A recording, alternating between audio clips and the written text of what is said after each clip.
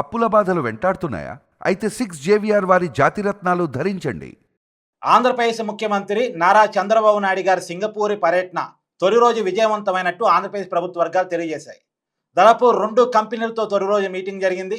జురాన్ construction company, ఇది ప్రపంచంలోనే ప్రసిద్ధిగాంచిన కన్స్ట్రక్షన్ రంగ కంపెనీ, అమరావతిలో తమ కార్యకలాపాలు నిర్వహించేందుకు తమ సంసిద్ధతను ప్రకటించింది అని చెప్పేసి ఆంధ్రప్రదేశ్ ప్రభుత్వ వర్గాలు మనకు తెలియజేశాయి.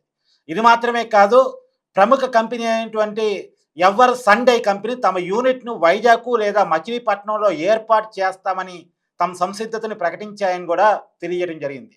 ఇది పక్కన పెడితే తొలి రోజు తెలుగు డయాస్పోరా పేరుతోటి అక్కడ సెటిల్ అయినటువంటి ప్రవాస భారతీయులు, ప్రత్యేకించి తెలుగు వాళ్ళతోటి ముఖ్యమంత్రి చంద్రబాబు నాయుడు గారు, మంత్రి లోకేష్ గారు భేటీ అయ్యారు.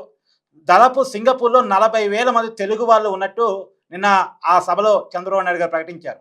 సింగపూరు, మలేషియా, ఇండోనేషియా అండ్ ఆ చుట్టుపక్కల దేశాల్లో సెటిల్ అయినటువంటి ప్రవాస భారతీయులు, ప్రముఖ పారిశ్రామికవేత్తలు, తెలుగు పట్ల అమితాభిమానం ఉన్నటువంటి చాలామంది ఈ కార్యక్రమంలో పాల్గొన్నారు.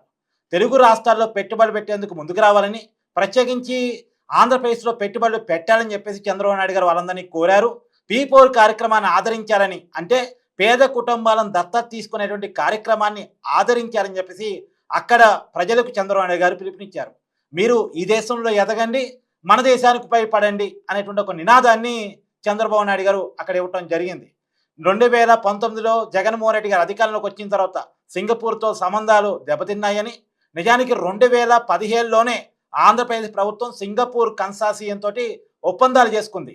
ఒక స్టార్టప్ సిటీని అమరావతిలో 1000 ఎకరాల్లో నిర్మించే దానికోసం ఒప్పందం జరిగింది.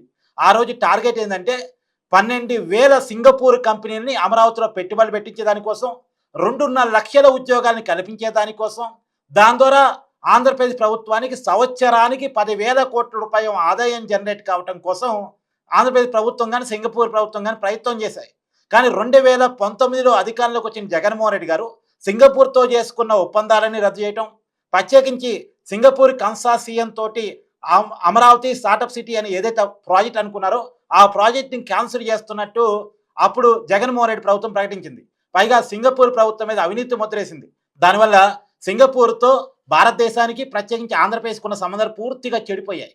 మళ్ళా ఆ సంబంధాల పునరుద్ధరణ కోసం చంద్రబాబు నాయుడు గారు సింగపూర్ పర్యటన కొనసాగబోతుందని, రాబోయే 5 రోజుల పర్యటనలో 29 మీటింగ్స్ జరగబోతున్నాయని చెప్పేసి ఆంధ్రప్రదేశ్ ప్రభుత్వ వర్గాలు మనకు తెలియజేస్తున్న విషయం.